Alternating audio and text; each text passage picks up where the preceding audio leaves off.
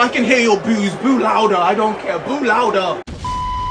Welcome to Agents of S.C.R.E.E.N. I am your boy Miles, aka the Bull Beyonce, and welcome to my spoiler-free review for Jurassic World Dominion. If you're a returning viewer, welcome back, and if you're new here, how I do things is I tell you what I liked, what I didn't like, my score out of 10, and if you should go and see this film when it comes out in cinemas June 10th. Now, I will admit, going into this film, I was worried. Now, anything that you watch directly after Top Gun Maverick is gonna be a tall act to follow. Aside from that, I don't really care about the Jurassic franchise like that. Listen, I like dinosaurs as much as the next person. And obviously Jurassic Park, the first one, is an all-time classic that stands up to this day. However, I felt like it's currently teetering on exhaustion.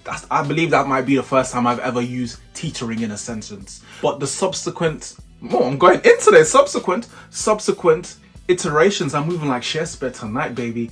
The subsequent iterations after the original were subpar, and I felt like they were just squeezing every droplet of juice from a franchise that is already dry. And not only that, even the initial press reactions were saying this was trash, this was a big steaming pile of dinosaur doo-doo, and this was the worst film in the 30 years of the franchise. Were my fears justified? Let's find out in my review. Ooh, what a segue. But I'm not even gonna save it to the end. Of course I'm gonna do my review, but my headline for this review is, not only is Jurassic World Dominion a worthwhile addition to the franchise, but in my personal opinion, it is the best of the recent trilogy. But what did I like? This was a fun time. I enjoyed myself thoroughly throughout. It genuinely felt like, and I say genuinely, but I've never actually experienced it myself, but it's what I imagine a Jurassic Park theme park ride to feel like. Like, it was action-packed, you had stuff jumping out from here, there, and everywhere, stuff to scare you, stuff to surprise you, keep you on the edge of your seat. A theme park with dinosaurs?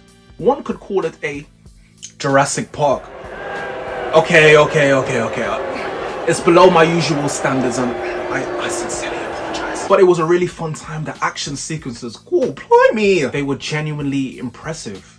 Especially, there's one right in the middle of the film. Oh, weird. Even though they're littered across the film, that one there especially is worth the price of admission alone. And of course, the reason why bums are on seats is people come to see the dinosaurs. So when the dinosaurs are on screen, it's obviously when the film is at its strongest. And with a lot of films like this type, Jurassic Park, Godzilla versus King Kong, sometimes the films tend to fall away or get boring, uninteresting when the humans are on screen. But I felt like the human element, it was solid. And I felt of the human characters, Jeff Goldblum, he most definitely stole the show. And I need to DM him. I'm gonna DM him on Twitter or Instagram and ask him, like, Jeff, like, is your back hurting? Because he kind of stole the show and carried the human element on his back. He must be moving like Mr. Burns right now. And he most definitely had the best comedic moments of the film. But one thing I will say, it seems like his character has changed from the first Jurassic Park till now. Now it seems like they genuinely caught him while he was on a date and said, Jeff, can you just come down to the studio and do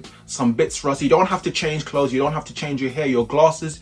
Just come as you are, do your scenes, and you can just go home, because he was just playing himself, which is absolutely fine because I'm a fan of him and his humor, but it was still funny to watch. But no, aside from Jeff, I thought the rest of the cast done a decent job. It was good to see some old but familiar faces, and there were some good new characters as well. The Wonder Wise played a pilot in the film, I can't remember her name, but it was always fun when she was on screen. As I said, the dinosaurs put the bums on seats, and for those that are that way inclined, you're not going to be disappointed in my opinion. There are many new dinosaurs for you to like and enjoy, and I feel like in this one, they didn't master, but I feel like they really honed into the dino horror, and I really enjoyed that aspect. It gives you a real sense of what would happen in a dino crisis.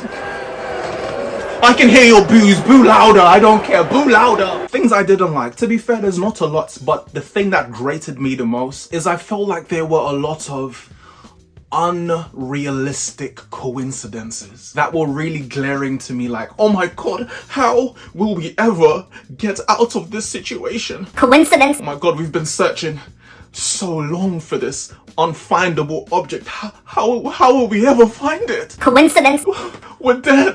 There's no way. How are we gonna escape? Coincidence. Now listen, I know that's a common thing in movies, but there were a lot of them in this. And again, if you give me something worthwhile suspending belief for, I can ride with it. They were pushing it to that limit, but I can ride with it because I was having a good time. Aside from that, like, the dialogue and the corniness and the story was a bit clunky at times, and the final act of the film did seem to drag, so the film overall seemed kind of long to me. But overall, just like I said in the beginning, this is a worthwhile addition. It's the best of the trilogy, and I had a really good time watching it. So I would give Jurassic World Dominion a 7.5 out of 10, and I would say so you could spend your money to go watch it, especially if you are a Jurassic World fan. But if you enjoyed the review, don't forget to like and share, and please consider subscribing to the channel. It would be great to see you again. But I have been your boy Miles.